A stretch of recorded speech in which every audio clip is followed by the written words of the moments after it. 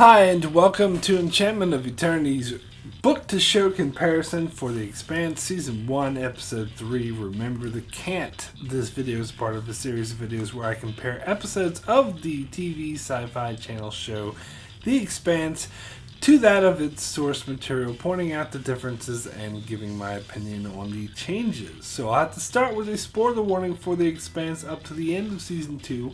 However, this will not feature any spoilers from the novels that would spoil events not depicted in the show beyond Season 2.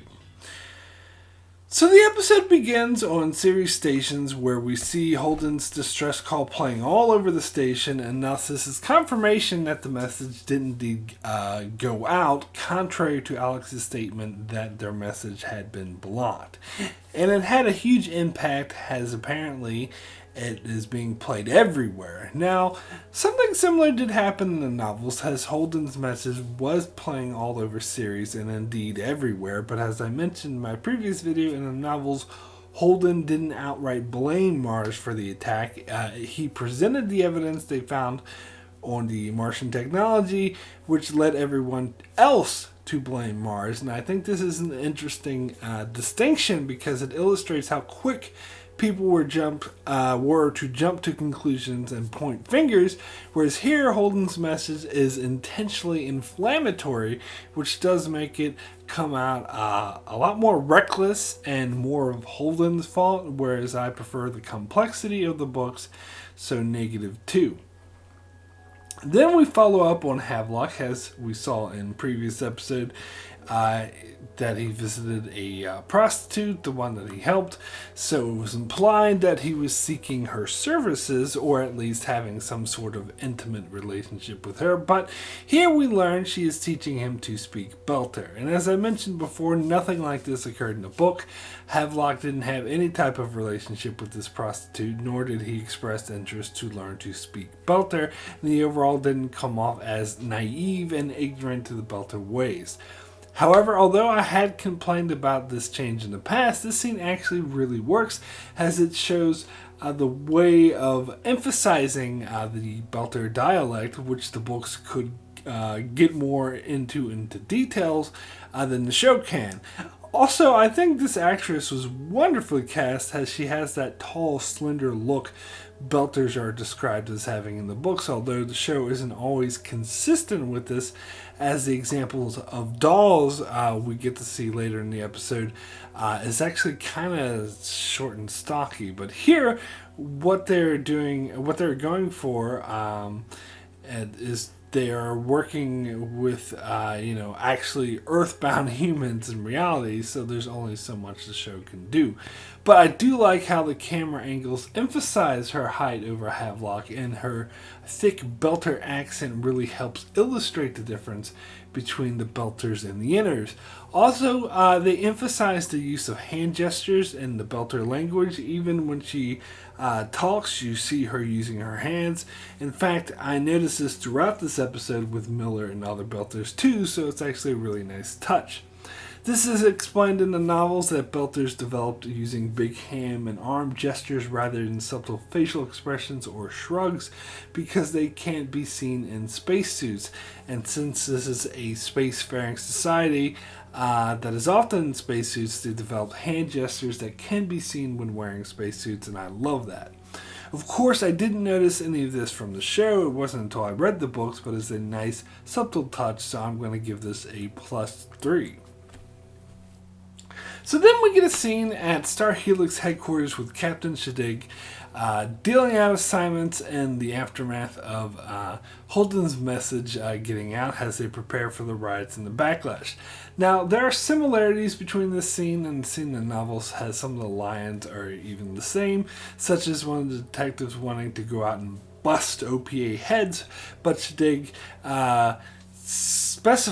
specifically forbids anyone from doing so. However, in the novels there appear to be a lot more people at this meeting, which makes sense, has the Star Helix force in the show seems incredibly understaffed. But I'm sure this had more to do with budget constraints. But at any rate, in the novels, they're much better prepared for the oncoming riots, and were taking it more seriously than they seem to be here, as they split up into teams of 20 each and went into all sectors of Sirius stations in the novels, whereas here they don't really seem to be doing anything. In the novels, Miller was a team leader, where here he reports to Musk. So I don't really care for this change, so -1. So after the meeting, Miller goes to talk to Shadig about Julie Mal, and the conversation is pretty similar as it was in the books, as Shadig tells him not to worry about it, and it was just some favor for a rich guy, and it's not important.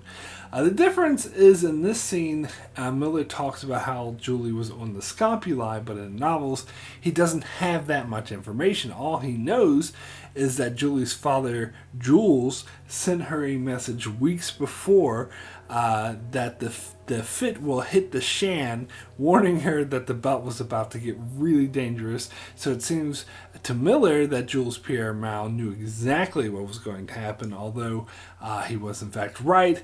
That is actually a lot less to go on, rather than the concrete evidence that Miller has in the show about Julie actually being on the Scopuli.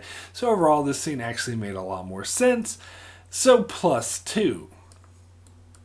So we then go to the Dollinger, where Holden and the others are being taken prisoner by the Martian military. Now, as I explained in the previous episode, in the novels, Holden and the others volunteered to go on board the Dollinger. They were kind of strong-armed into doing so and given no real choice, but still, they went willingly. So in the novels, their boarding the Dollinger was a lot more cordial than it's seen here, as here they were forcibly taken against their will. So in the show, they're yelling at each other and being pushed and shoved, whereas in the books, even though the Martians were stern with them, the encounter was a lot more respectful. Holden and the guards even got along a bit, as Holden noted that he understood that they were just doing their job. And I believe they were all put in the same room from the very beginning and not split into these separate cells like they are here. And they didn't take Alex and separate him like they did here. But overall, the different scenes both work in their respective mediums, so I'll give this a 0. So next we go back to Earth, where Avasarala is meeting with Aaron Wright and a high-ranking admiral discussing the destruction of the Canterbury. So here, Avasarala does some saber rattling as she takes this as a sign that Mars is moving to take Earth-held positions in the belt, including Ceres Station, and she wants to redeploy their fleet as a sign of force. But the Admiral is very much against this, as he's worried this will start a war with Mars, which would be a very bad thing. Now, in the novels, we didn't know how Earth reacted to this attack, as we had no viewpoint character there. In fact, in the Miller storyline, Havelock brought up that he thought it was weird that Earth was being really quiet on the entire issue. However, it's implied here that Earth would be more likely to take... it was implied in the novel, that Earth would be more likely to take Mars' side in the incident, because, as I explained previously, at this point in the novels, Earth and Mars still had a very strong official alliance. However, here in the show, Earth and Mars are in a Cold War, so it makes sense that Earth would take this as an aggression, as technically those Belter ships and stations are under control of Earth corporations. So I like this scene, so +1. But let me talk about who this Admiral guy is, as this is Admiral Souther, a character whom I didn't even realize had been in the show when I was reading the books. And when I learned he was in the show, I thought it was just season 2, so I was actually surprised to learn that he was introduced this early, as Admiral Souther becomes quite an important figure towards the end of Book 2, which the show hasn't covered yet. In the novels, he's introduced in Book 2 only as a friend of Avasarala, or rather an ally that she has in the Admiralty of the UN fleet. They correspond and keep each other apprised of their respective situations, And whereas here, he and Avasarala are quite adversarial towards one another, but I see why they're doing this, because at this early stage in the story, they're portraying Avasarala as a war hawk, but towards the end of the season, after she realizes there's a conspiracy within the UN government, she becomes the voice of reason and wanting to stop the war, and that leads her to be on Souther's side, who was already there all along, which we do see more in season 2. So I actually love that the relationship starts in conflict, and so it's two enemies that have to come together for common good. It's much more dynamic than simply a military ally that feeds her information, so I'm going to give this a +4. So next we're introduced to Franklin de Graaf, who is the UN ambassador to Mars and apparently is old friends with Avasarala, and in this scene he talks about how the UN keeps grilling him on information about an apparent Martian attack on the Canterbury, and he doesn't have any information, so Avasarala invites him over for dinner.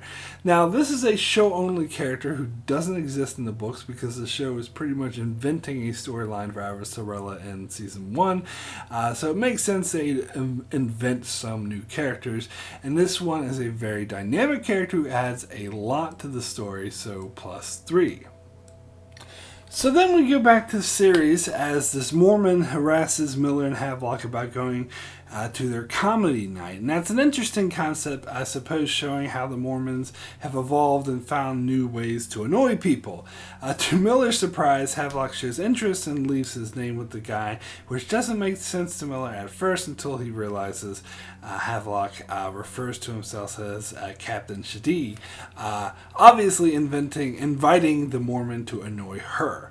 Now, nothing like this happens in the book, and frankly, I'm not sure why Havelock would be looking to annoy Shadi. She's done nothing to annoy him, but I do like how in the show, this introduces us to the Mormons, which they will become a bit more important down the line, so I'll give this a +1.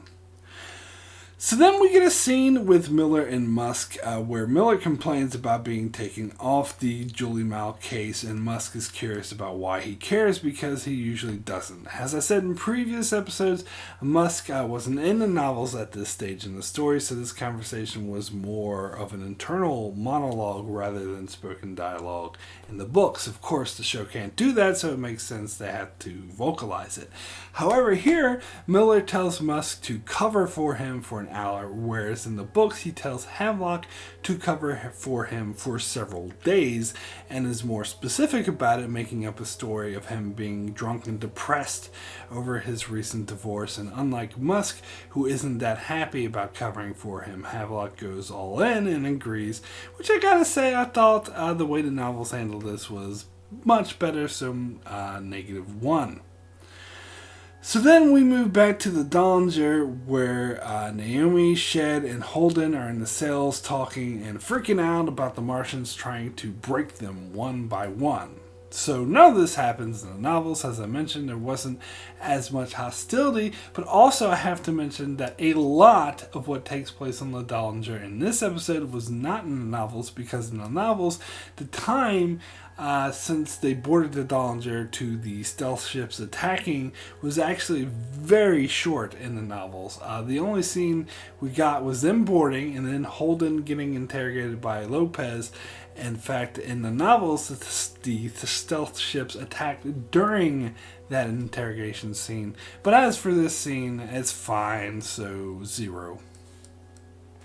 So then we get the scene of Lopez interrogating Holden. Now, the show character of Lopez is actually an amalgamation of several Martian officers in the books, but it makes sense to simplify this in the show.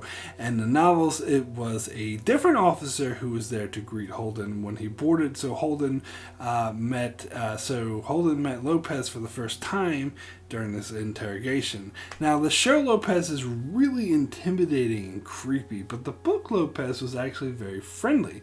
In the show, this feels more like Holden is being interrogated.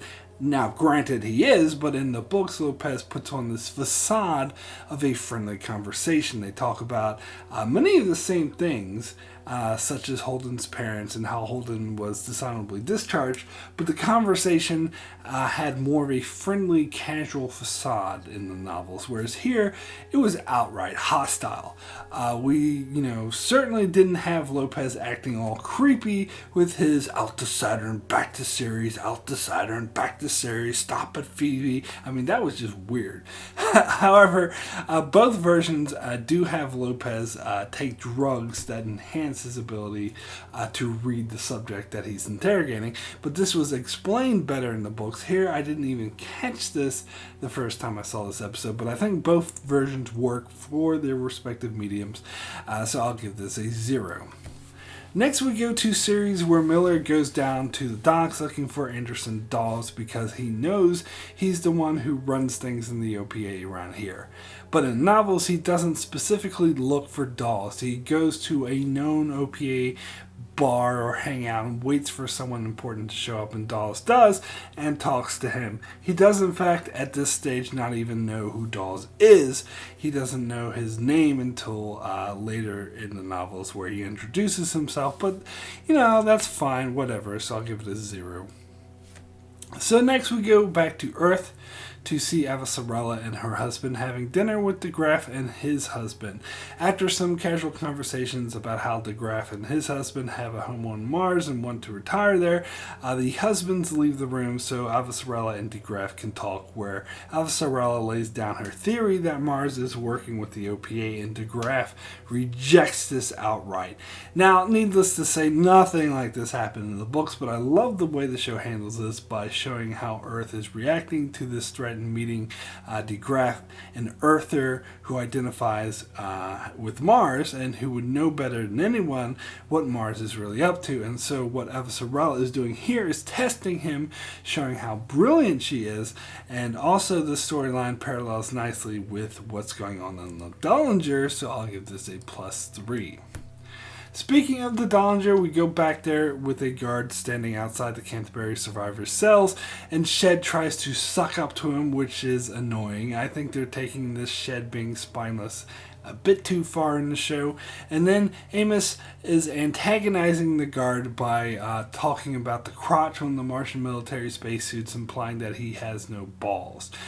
Now, funnily enough, this line was actually taken from the second book, where Amos says pretty much the same thing to a Martian Marine. However, in that case, he was doing so purposely to distract the two Martian Marines from the fact that Holden, who was undercover at the time, was nervous as hell, and so Amos didn't want him to blow their cover, so he was being a dick to the Martian guards in order to distract them. Here, Amos is doing it just to be a dick. Now, it appears he's trying to get the Marines to attack him, so Amos can try to overpower them, but in the novels, he knew the Marine was specifically ordered not to inflict violence on him, which is why he knew it was safe to antagonize them. Either way, the way it was used here seems kind of reckless and nowhere near as clever as Amos was being in the books, so I'll give this a -2. So next, Holden is brought to where Alex is being held, as Alex is given a cushy room in a Martian uniform, which at first Holden thinks Alex betrayed them and is working with the Martians, but Alex explains that he used to be in the Martian Navy and they're simply paying him respects. Now in the books, they didn't set Alex aside and give him special treatment or dress him up in a uniform, which is a bit silly, I gotta say. And Holden and the others are perfectly aware of Alex's previous record serving in the Martian Navy, so overall I didn't think this added anything, so -1. We then go back to series where a fight breaks out in the docks where the workers attack a Martian, and when Miller tries to break it up, the Belters are very antagonistic towards him and threaten him, but Dawes comes in and breaks up the fight. So let me now talk about Dawes, as he's very different from the way he was portrayed in the novels. For one thing, in the books, he's described as being well-spoken for a Belter and talks almost like an Earther and is very well educated. Here, he has probably the thickest Belter accent we have on the show. And also, it's obvious that he's seen as a very public figure of the OPA, a sort of respected leader, almost like a mob boss type character. And I suppose his portrayal in the novels was kind of like that, but here he seems way more public and a much more of like a revolutionary leader feel to it, whereas in the novels it felt more like he was a diplomat. But both ways work, so I'll give it a 0. So Miller then talks to Dawes and asks him about Julie Mal, and this goes much like it did in the books, as Dawes claims not to know her, where in both cases we find out that he does. Here, Dawes tries to recruit Miller into the OPA, whereas in the books he simply tried to get him to drop the investigation on Julie Mal. But what's interesting is Miller tells Dawes that she was on the Scapuli, but in the novels it is in fact Dawes who tells Miller this, which he does in a later scene in the novels, not even at this point. But yet again, I think both scenes work for their respective mediums, so I'll give this a 0. So next on the Dollinger, we see Lopez interrogating Naomi, and as I mentioned earlier, this never happened in the books. Now here, Lopez is accusing her of being involved with the OPA, and earlier we saw them planting the seeds of doubt about Naomi being involved with the OPA and being responsible for the destruction of the Canterbury in both Holden and Alex. None of this happened in the novels. It was never implied in Book 1 that Naomi had a past with the OPA. However, her past was explored more in Book 5, and since here in the show it was only touched on but never fully explained, I won't go into any more detail as those would be considered spoilers. But at this stage in the book, it hadn't been explored at all. I doubt the writers even had created this past yet, and if they had, they didn't get into it at all. I do kind of like that they're setting up for this a bit earlier in the show and planting seeds of doubt about her to others and make the audience wonder what exactly is her past connection with the OPA, and is there something more to it? So it creates more of an ominous mystery about the Canterbury's destruction and Naomi's past. So I'm going to give this a +2. So then Amos and Shed are brought into the room and with Alex and Holden, and they talk about how they were being interrogated as well, and that they were told Naomi was OPA. Amos talks about how he didn't tell them shit, whereas Shed said he told them everything and seems really eager to surrender or join them or whatever, taking his cowardice, I think, a tad bit too far. Also, we learn in this scene that Shed faked his medical records to hide from the law. This background does not exist in the books as far as I remember. In the books, I think he's a legitimate medic, and that's the way I prefer it. In fact, I found the prospect of him faking his medical abilities a bit silly. But then Naomi is brought in, and Alex and Holden accuse her of being involved with the OPA and destruction of the Canterbury, where Amos gets pissed off and he goes after Alex, puts him in this weird chokehold. None of this petty bickering happened in the books. The Canterbury survivors never divided like this, and frankly, I think the only reason the show did it was to artificially create tension in this episode and give them something to do, and I don't think it was needed, nor do I find it particularly good writing, so I'll give this a -3. Next, we go to Avasarala in a high-level intelligence briefing where they're informing them that they intercepted messages from de Graaf and his counterpart on Mars. And after the Martian military checked out, after this message, they checked out all their facilities where they construct materials, stealth materials and ships and whatnot. So Avasarala purposely leaked this theory to de Graaf because she knew it would lead him to tell Mars, and she wanted to see how they would react, and the reaction apparently proves that they weren't involved in the destruction of the Canterbury, as they appear to be trying to make sure that nothing's missing. So Avasarala very cleverly has a larger piece of the puzzle and knows that an unknown party is responsible. When asked who was responsible for the destruction of the Canterbury, she vaguely answers, someone who wants to start a war, which is dead right. Needless to say, nothing like this happened in the books, but I think this adds a lot to the story, so +2. Back on the Dallinger, Holden is brought to the captain of the Dallinger, and she tells him to tell everyone that Mars wasn't responsible for the destruction of the Canterbury, which Holden responds that he will. If they let him and his people go, he'll be happy to do it. But then the captain adds the condition that he says it was Naomi acting with the OPA who were responsible, but Holden refuses to do so. Now, in the novels, Holden never met with the captain on the bridge. She never tried to blame the OPA. The Martians were pissed at Holden for implying that they were responsible for the attack in the message, but Holden would just insist that he didn't implicate them, that he was just presenting the evidence he had. So it was a very different dynamic here. Something about the way they did this here annoys me. It seems a bit over the top, so -1. Next, the captain of the Dallinger informs Holden that a ship is coming towards him, a ship that's not Martian or from Earth, and is not responding to them. The captain assumes that Naomi signaled it and that the ship is Belter and they're coming for her. Now, in the novels, Holden was already well aware of this ship, which in the novels were actually 6 ships, not 1.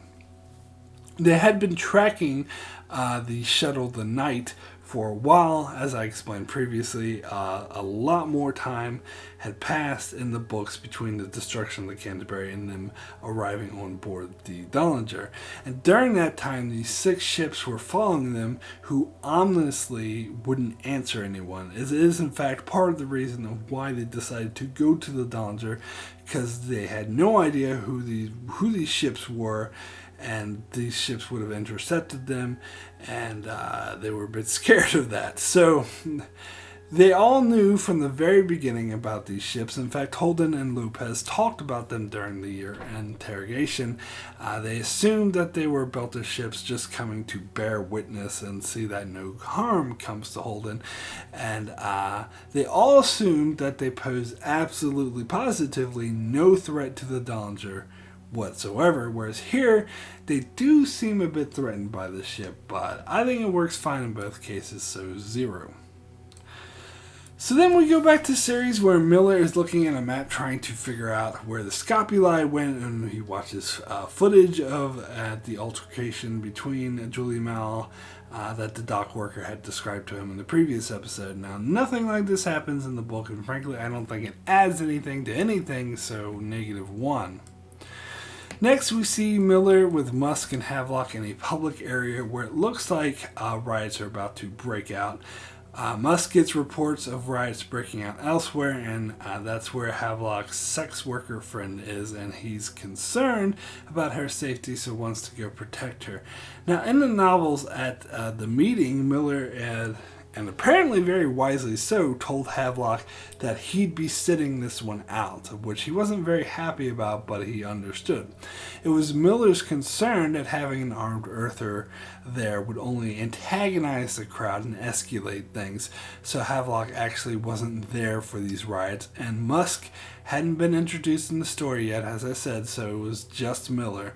And as I mentioned earlier, there were Star Helix teams all over the station at this point to ensure there wouldn't be any riots. So if riots did break out elsewhere, there would already be teams in place to deal with it. As I said, this makes the Star Helix police force in the show seem much smaller and ineffective.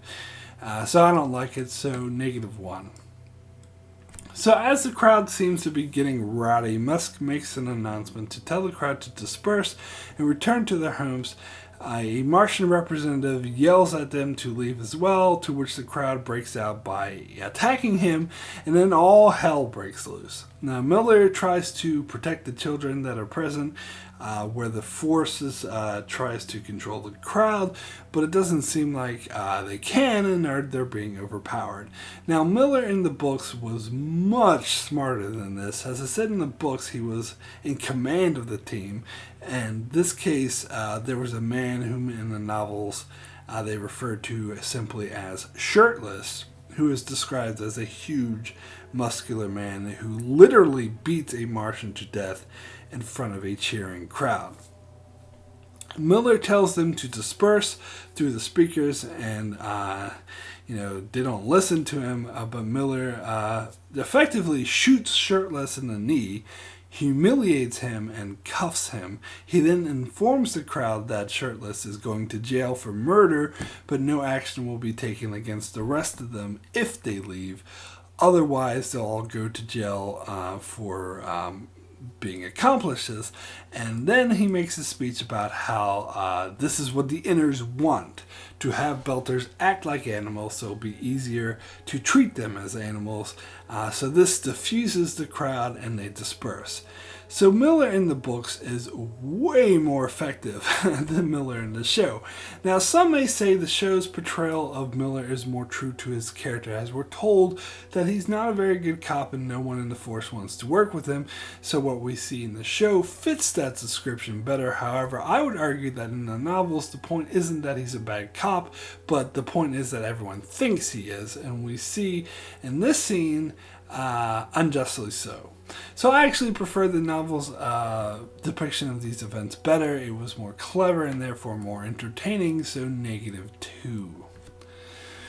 So we then go back to Earth to see Avasarala talk to DeGraff, who has been banned from Mars for exposing Mars construction stealth locations and stuff like that. And he, of course, is not at all happy about this and feels betrayed by Avasarala, as he knows that she used him. She tries to console him by assuring him that they may have stopped the war, but he's so pissed off he tells her that it's just her desire to always win, and basically that he doesn't want to see her anymore. Now, no scene like this exists in the novels, of course. However, this talk of her childhood does line up with how it's described in the books, and it's really good insight into her character and very good character interaction between these two, so +3. So then we go back to series where Miller picks through the aftermath of the riots and finds a guy dead whom he recognizes as one of the men on Julie's dating website Matches. This leads to a bigger investigation that will be followed up in the next episode, and this guy does not exist in the books. Nothing like this happened.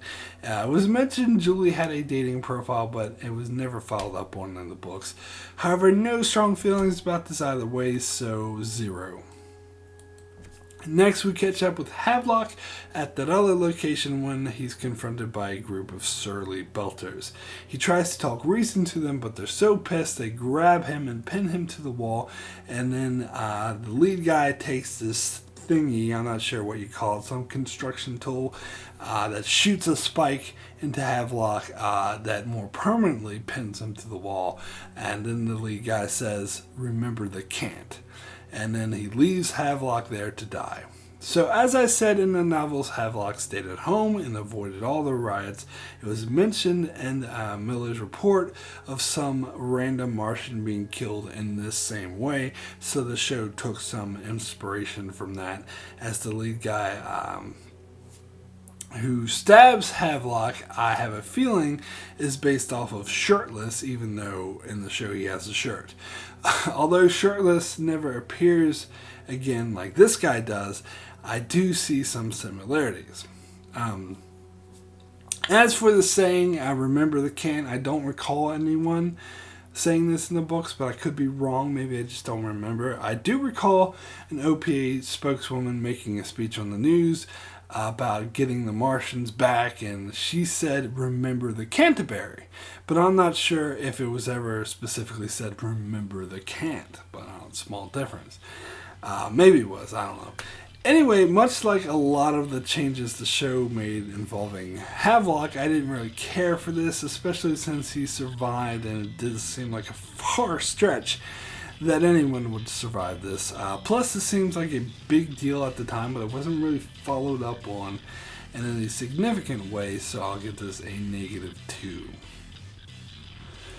So my final adaptation score for Remember the Can't is a +7. A fairly straightforward adaptation. I was kind of so-so on the Miller stuff and less enthusiastic about them unnecessarily stretching out Holden's storyline on the Dollinger. However, what really saved this episode was the Avasarala stuff with DeGrath, which I loved and I think added a lot to the story. So all in all, not a bad go of it.